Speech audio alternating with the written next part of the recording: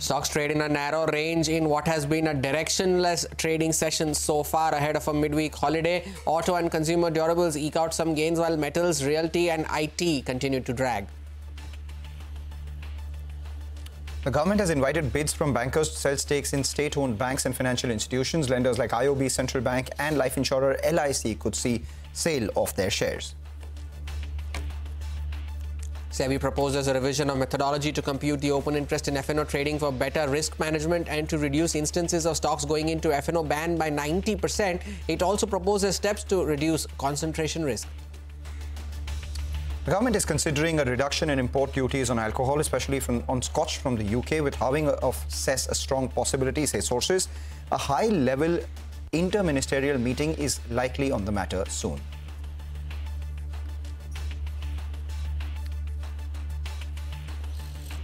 Good afternoon. You're watching us here on Halftime Report, and halfway through the trading session, the market seems to have not made up its mind. We're coming to you live from the CNBC TV 18 Motilal Oswal studio. I'm Mangalam Malu. With me is Hormaz Fatakia. Hormaz, one thing we know is that it isn't falling. That's a good thing. However, that's only the frontline indices that we're talking about. The Nifty Bank absolutely flat. The mid-cap index is what's not made up its mind. In fact, it's underperforming in today's trading session, down about 0.5%.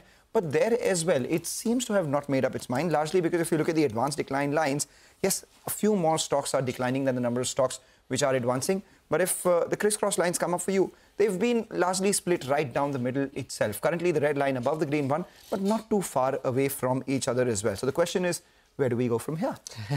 Well, we'll possibly go where we have to. But what we also know is that tomorrow is a holiday. So exactly. I guess the market has also gone into snooze mode for that reason. But of course, there are plenty of movers when it comes to specific stocks. And Can Fin Homes is one of them, the top loser on the Nifty 500 today, 7% lower now. It's been extending its losses over the last few minutes. It's been a very sharp fall that we have seen at 7.5% now. Extending its losses is Can Fin Homes. Dr. Lal Pathlabs is the other one, 6% lower there as well. So some of the broader markets names are seeing some significant fall in today's session. What is seeing a significant rise though is Tata Investment. That is the top gainer on the Nifty 500, and that's after, of course, the Tata Investment, the Tata Capital IPO approval that came about, and Tata Investment is the one that holds around about 2.2% stake in the company. But one stock that is doing very well today is Thangamayil Jewellers, and all that glitters is certainly gold, especially for this name. A 20% upper circuit there. We begin the show with our Value Plus segment. Mangalam, what's happening here? Value Plus, that's exactly what's happening. What exactly are they doing? They've opened a store in Chennai. Remember, we had been speaking to the management and they've been harping about how they want to go to Chennai, which is the main market in South India, even as they have limited presence out there. And that's something that the company has not only done, they've seen strong response as well. They opened the store, the flagship store at T Nagar on Feb 23rd, which was this Sunday. And on a day where, you know, they opened the store and India and Pakistan were playing an ODI, they still managed to get around 7,250 footfalls, along with sales of close to around 16.1 crores. Yes, a large part of this could be on account of the fact that it is the opening day and this may not sustain going forward. But the fact that they have opened, a store on in a big city and has seen decent opening is something that the street is liking. And that's not the only big day that they've seen this quarter. Remember, in the month of February, where there was Basant Panchami, the company did inform the exchanges that sales in Basant Panchami increased by 55% to about 102 odd crores as well. Currently, they have limited presence in Chennai. It's like Hats and Agro. When they started, they were selling in areas outside of the metros in Tamil Nadu. And here as well, the stores are largely in southern and western districts of Tamil Nadu. They've opened one more store in this quarter already, and they're likely to open 3 more in the 4th quarter itself. The company has, raised 600 crore via rights issue, of which 510 crores comes to them to fund store expansion further. And the management themselves, when they joined us, they said that they will end FY25 with 24% revenue growth, and the EBITDA margins, which optically look lower, if you adjust for the customs duty hit, it's actually 6.1%. So they're bullish on growth trends. And structurally also, a couple of things that they've changed. They've reduced the amount of unhedged gold that they have in their portfolio, which in FY22 started at around 72%, is now at 91%. So a large proportion of their gold is hedged. So it's not just a gold price play anymore. They are speaking about expansion and getting more sales out of diamonds. So all that glitters on Thangamayil, definitely gold today. I guess what the market is liking more than what they sold is the fact that they managed to get so many footfalls involves on an India-Pakistan match day.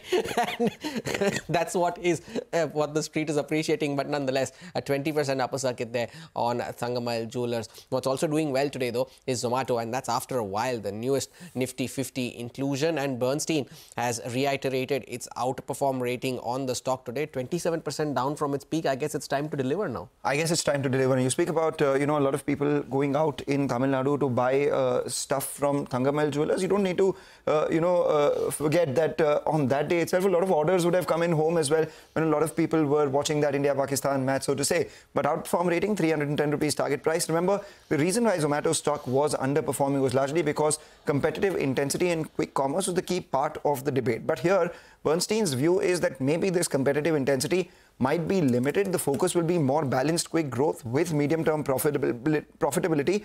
Why will competitive intensity be not as much as anticipated or feared? Is because you look at, the competitors. Swiggy has a low margin profile. So how deep can that price discount go? You have limited runway after the fundraise that we've seen for the kinds of Zepto, etc. as well. So whether this competitive intensity, which is expected to last, will last longer or will the price cuts get deeper is the big question that everyone has. In that, they believe that the company will continue to build their quick commerce leadership. They will stay leaders. And at the same time, the correction of almost 30% from the top allows an attractive entry point for Zomato as against what it was, say, when we were at the peak itself. So maybe some bit of sense of, maturity when it comes to competition in quick commerce and leadership in food delivery is something that Bernstein likes, and which is exactly why we are seeing that stock outperform in today's trading session. Indeed, and 304 was the peak for Zomato, and Bernstein has a price target of 315. Of course, it's not the highest one, of course. So, positive report there on. Let's go across to the Prime Minister. इस भव्य आयोजन के लिए बहुत-बहुत बधाई देता हूं। मुझे याद है 2013 में मैं चुनाव अभियान के लिए आसाम का दौरा कर रहा था। तो एक सभा में ऐसे ही मेरे मन से एक शब्द निकला था और मैंने कहा था, वो दिन दूर नहीं जब लोग अल्फाबेट पढ़ना शुरू करेंगे तो कहेंगे ए फॉर आसाम।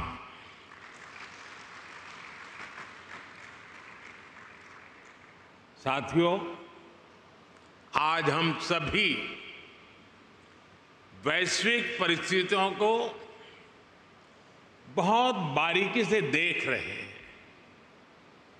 समझ रहे हैं। ये ग्लोबल अनसर्टेनिटी के बीच भी दुनिया के तमाम एक्सपर्ट्स उनके भीतर एक बात को लेकर सर्टेनिटी है, और वो सर्टेनिटी है भारत के तेज ग्रोथ को लेकर। भारत पर इस भरोसे का बहुत ठोस कारण है। आज का भारत आने वाले 25 साल की इस 21वीं शताब्दी के लॉन्ग टर्म विजन को ध्यान में रखते हुए एक के बाद एक कदम उठा रहा है, व्यापक स्तर पर काम कर रहा है। आज दुनिया का भरोसा भारत की युवा आबादी पर है, जो बहुत तेजी से स्किल्ड हो रही है, इनोवेट कर रही है। आज दुनिया का भरोसा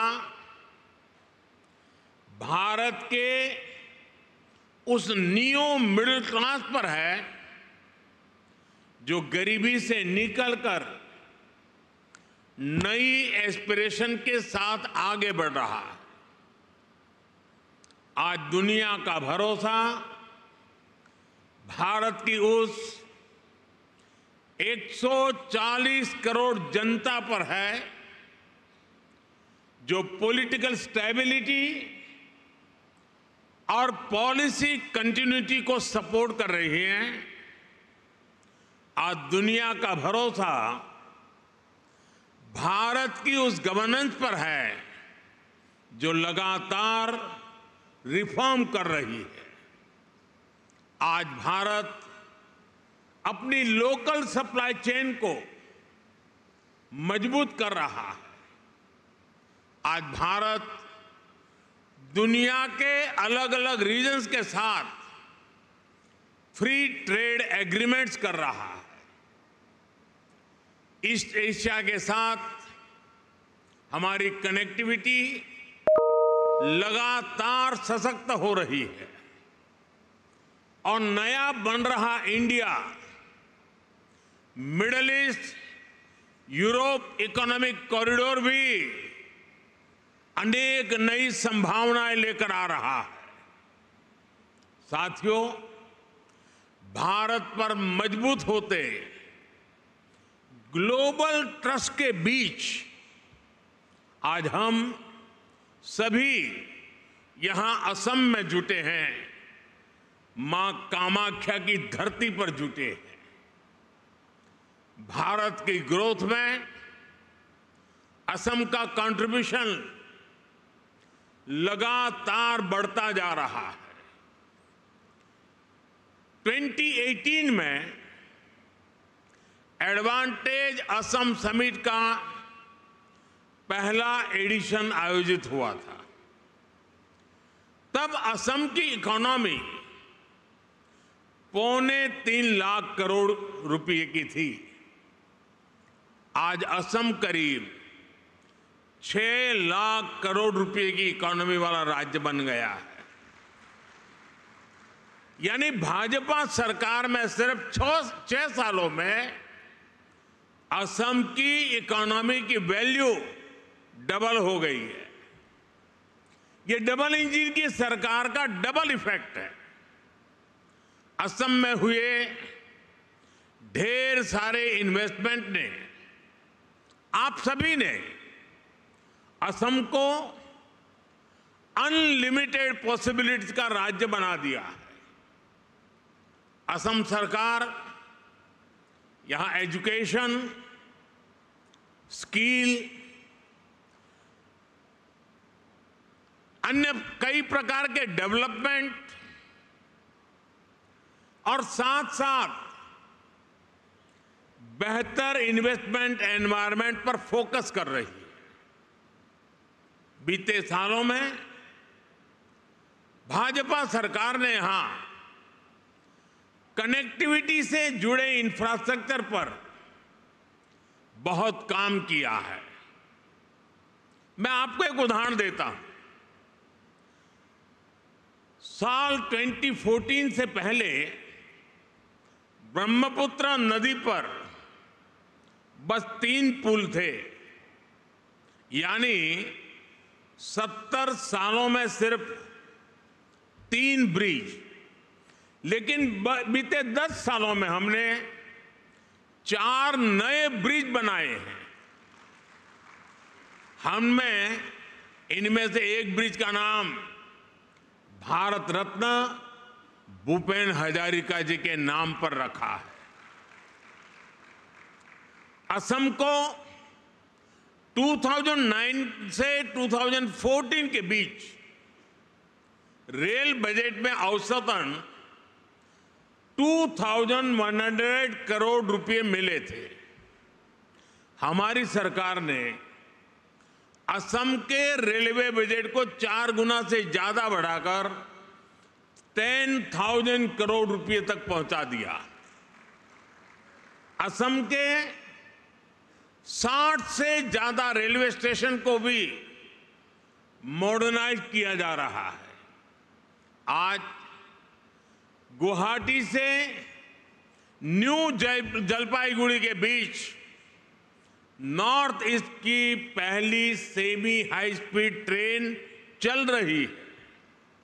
साथियों, असम की एयर कनेक्टिविटी का तेज गति से विस्तार हो रहा है। 2014 तक यहां सिर्फ 7 रूट्स पर फ्लाइट्स ऑपरेट होती थी। अब करीब करीब 30 रूट्स पर फ्लाइट्स चलने लगी है। इससे लोकल इकोनॉमी को भी बहुत बड़ा बूस्ट मिला है, यहां के युवाओं को रोजगार मिला है। साथियों, ये परिवर्तन सिर्फ इंफ्रास्ट्रक्चर तक सीमित नहीं है। लॉ एंड ऑर्डर में अभूतपूर्व सुधार हुआ है। बीते दशक में अनेक पीस एकॉर्ड्स किए गए हैं। बॉर्डर से जुड़े लॉन्ग पेंडिंग इश्यूज का समाधान किया गया है। आज असम का हर रीजन, हर नागरिक, हर युवा यहां के विकास के लिए दिन रात मेहनत कर रहा है। साथियों, आज भारत में इकोनॉमी के हर सेक्टर में, हर लेवल पर बड़े रिफॉर्म्स हो रहे हैं। हमने ईज ऑफ डूइंग बिजनेस के लिए निरंतर काम किया है। हमने इंडस्ट्री और इनोवेशन कल्चर को बढ़ावा देने का पूरा इकोसिस्टम तैयार किया है। स्टार्टअप्स के लिए नीतियां हो, मैन्युफैक्चरिंग के लिए पीएलआई स्कीम्स हो, या मैन्युफैक्चरिंग कंपनियां और एमएसएमईज को टैक्स में छूट देना हो, हमने हर एक के लिए बेहतरीन पॉलिसीज बनाई है। सरकार देश के इंफ्रास्ट्रक्चर पर भी बहुत बड़ा इन्वेस्टमेंट कर रही है। इंस्टीट्यूशनल रिफॉर्म, इंडस्ट्री, इंफ्रास्ट्रक्चर और इनोवेशन का यही कॉम्बिनेशन भारत की प्रगति का आधार है। और इसलिए इन्वेस्टर्स भी देश के पोटेंशियल को, उनकी और देश की प्रगति की पॉसिबिलिटीज को बदलता हुआ देख रहे हैं। और इस प्रगति में असम भी डबल इंजन की स्पीड से आगे बढ़ रहा है। असम ने 2030 तक अपनी इकोनॉमी को 150 बिलियन तक पहुंचाने का टारगेट सेट किया है। मुझे विश्वास है असम इस लक्ष्य को जरूर हासिल कर सकता है। मेरे इस विश्वास का कारण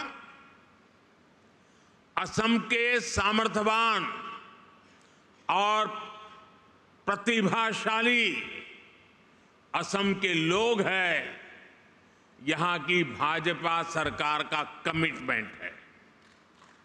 असम आज साउथ ईस्ट एशिया और भारत के बीच का गेटवे बनकर उभर रहा है।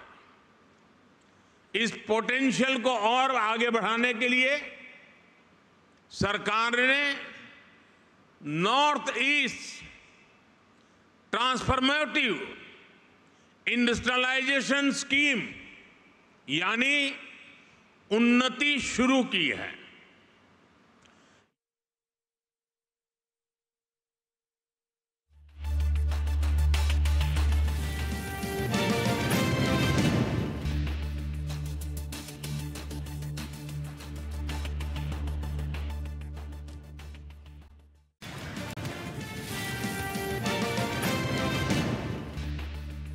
Welcome back. And we just mentioned about Tata Investment Corporation, which was the top gainer on the Nifty 500 in today's trading session, trading with gains of close to 10%. And that is because Tata Capital announced its plans for its Dalal Street debut. The IPO will comprise of a combination of fresh issue of shares and, of course, an offer for sale by existing shareholders. Ritu is joining in with more details on that. Ritu, good afternoon.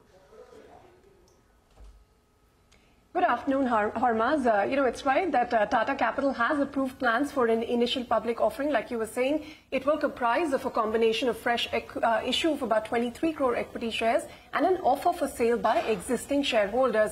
Apart from this, the board has also approved issuing shares worth about 1,500 crores on a rights basis to existing shareholders. Now, while Tata Capital did not indicate any timeline for this IPO, it said it will be subject to market conditions, receipt of various approvals and regulatory clearances. Now, incidentally, this is going to be the second IPO from the Tata Group within the span of 2 years after we saw that bumper listing of Tata Technologies in 2023. The move is very much in line with RBI's mandatory requirement for upper layer NBFCs to list within 3 years of being notified. And for Tata Capital, which features on this list, that deadline is September 2025. So before that, we should see the company getting listed. Now, as of the FY24 end financials that have been disclosed, Tata Capital had assets under management of about 1,57,000 odd crores, profits of more than 3,100 crores. About 85% of its portfolio is retail and SME lending alone. It serves more than 4.5 million customers and has 723 branches across locations, with 92% of these located in non-metro cities. Now, if you look at the shareholding of the company, the promoter Tata Sons hold nearly 93% stake. This is again as of March 2024. Another 2.15% at the time was held by Tata Investment Corporation, and the rest by other Tata Group entities, individuals and International Finance Corporation. So yes, while we may see Tata Capital get listed by September this year to comply with RBI norms, it is still unclear whether Tata Sons will have to follow suit. That's because Tata Sons' application for deregistration as an upper layer NBFC is still under review by the RBI. If the RBI grants approval, Tata Sons can remain private. However, if their application is rejected, the Tata Group may have to navigate a much larger and more complex listing process. Take that point, Ritu. Thank you so much for putting all of that into perspective. Tata Investment Corp up around 8% on the back of that news. But meanwhile, while we were listening to Ritu, and before that the Prime Minister was speaking, the markets moved higher, and that was largely led by a couple of these consumption names. We've been talking about how the focus has shifted towards domestic defensives. So HUL, for instance, has moved higher. HUL has moved to the high point of trade, a recovery of almost 1.5% from the lows. The other one which is doing its bit is ITC. That's the one that has also moved higher along with Tata Consumer. And finally, before we slip into that short break, pull up the intraday chart of HDFC Bank. That's also brought the Nifty Bank, which was marginally in the red at the start of the show, into the green. So that's something that is supporting the cause of the overall market, which still is around the flat line itself with a marginal green tinge. On that note, let's get you a small programming note. CNBC TV 18 and HSBC India are back with Season 2 of the SME Champion Awards. This prestigious platform celebrates SMEs that are pushing boundaries, making an impact, shaping the future. Nominations, they're now open. What you've got to do is scan the QR code on your screen, submit your entry for the SME Champion Awards Season 2.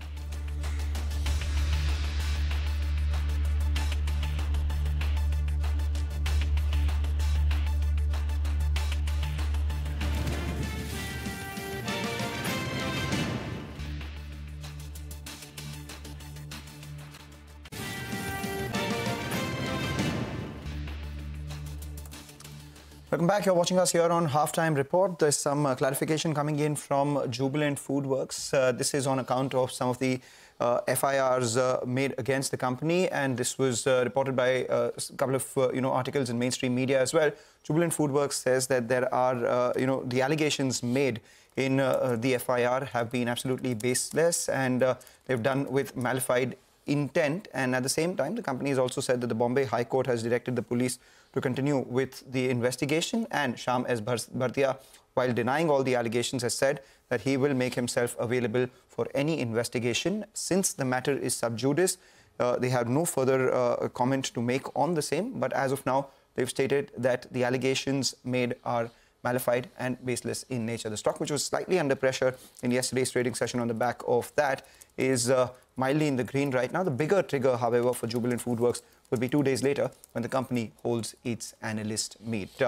Moving on from Jubilant FoodWorks, so the market on the whole, the market has been consolidating. If you look at the FNO setup at midday, you have the Nifty, the mid-cap index, and the Nifty Bank, all of them consolidating, and that's visible more so in the advanced decline lines as well. So you pull up the market breadth chart, you would see that you have absolutely split down the middle sort of moves that have come in. 1330 stocks which are declining for 1250 stocks which are advancing. The lines have only gotten closer in the last 15 minutes since the time we started this show itself. The domestic defensive, they are outperforming. We spoke about HUL and ITC earlier. Look at the names like Nestle, M&M, Colgate, Maruti. All of them are, again, what are they? Domestic defensive. So domestic facing names at a time of global uncertainty are doing a lot better. Nifty Feb series expiry on Feb 27th itself. So that would be something that we'll be watching out for. Tomorrow's a holiday, so this is T-1 for all practical purposes. And ahead of that, the 22,600 mark still remains the fulcrum. 22,600 call, premium of 50 rupees. 22,600 put comes up for you. That's a premium of almost 70, 73 odd rupees, 63 rupees now as the markets moved higher. Those who are writing both the 22,600 call and put are playing for a broader range of 22,500 at the lower level to 22,710 at the upper level itself. Just keep an eye out on Chambal Fertilizers. 1 day ahead of expiry, the stock may exit FNO ban as the overall, open interest is now down to around 81% of the market-wide position limits. If it falls below 80%, then the stock gets out of FNO ban. Interesting. Keep an eye out on Chambal Fertilizers and some interesting names and some interesting updates as well on the FNO side, which we will talk about just on the other side of this short break on SEBI's consultation paper. But just before we take that break, Plab Narayana Hridayalaya, and that despite this broader market sell-off that we have seen recently is trading at a record high level, 7.5% higher in today's session as well. 10% over the last 5 trading sessions and almost a 15 to 16% surge we have seen in the stock over the last 1 month on Narayana Hridayalaya. Take a short break, back on the other side.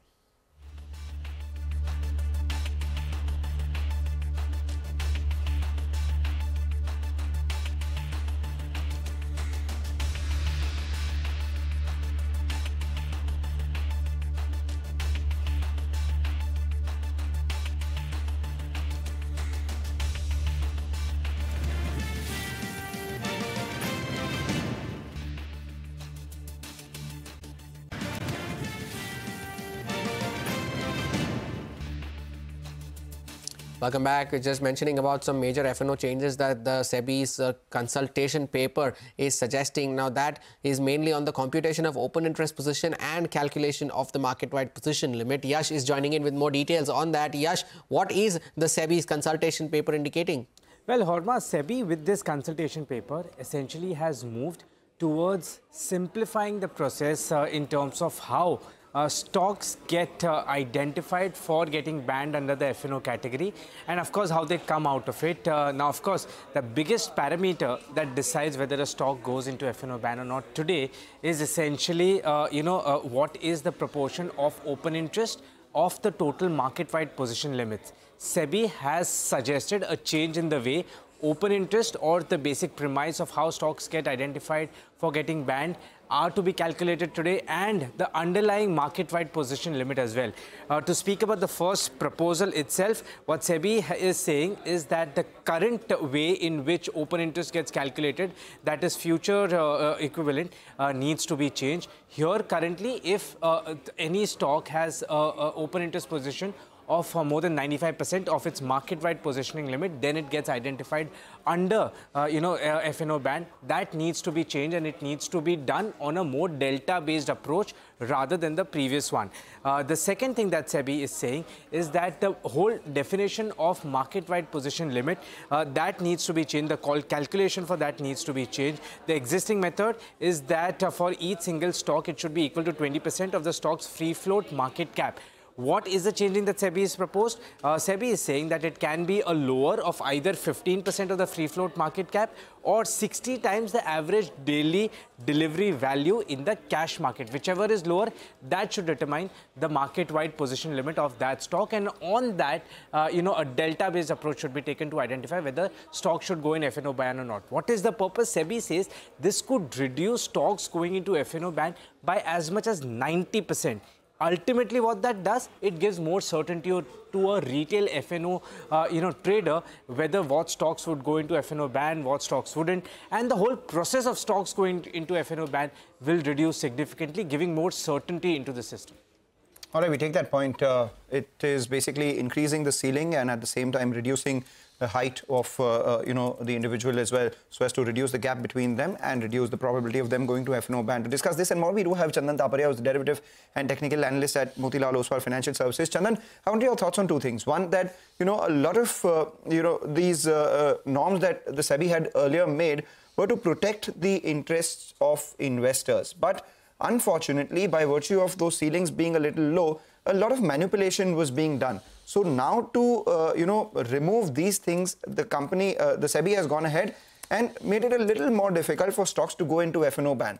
But in doing so, does this increase the risk of trading in F&O as well if, the market-wide position limits ceiling has been increased and even the delta-based approach that has been made, because delta itself is affected by another Greek, which is gamma, which is the rate of change of delta itself. So your overall approach or your overall thesis on this, with less stocks going into F&O ban, does it increase the risk or does it reduce the risk by manipulation? How do you view this? Good afternoon, Mangalam. Thanks for having me. So I believe most of the parameters which has been discussed now are meant for the reason for making the trading convenience and strengthening the risk monitoring in equity derivatives.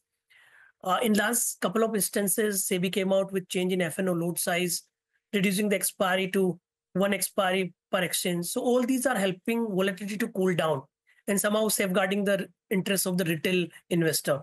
But what we noticed that there are so many stocks coming into F&O ban period even after the position in OTM strikes. Because as of now, the calculation of open interest is future and options, and in option it comes the notional. So now the requirement and the proposal is changed from the current criteria to the new future equivalent.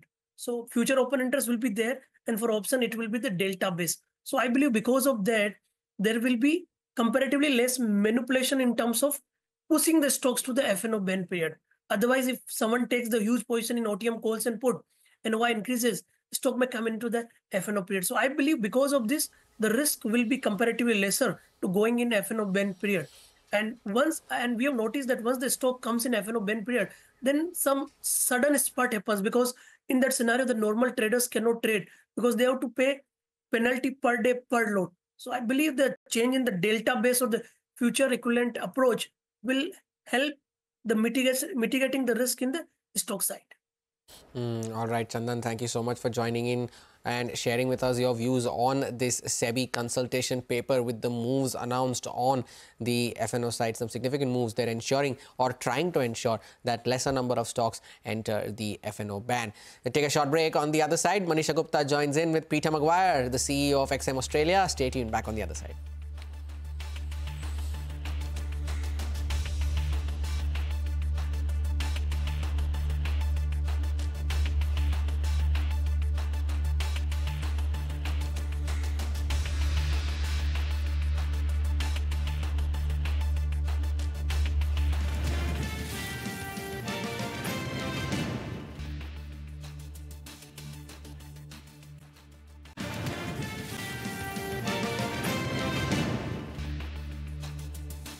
Welcome back. You're watching us here on Halftime Report.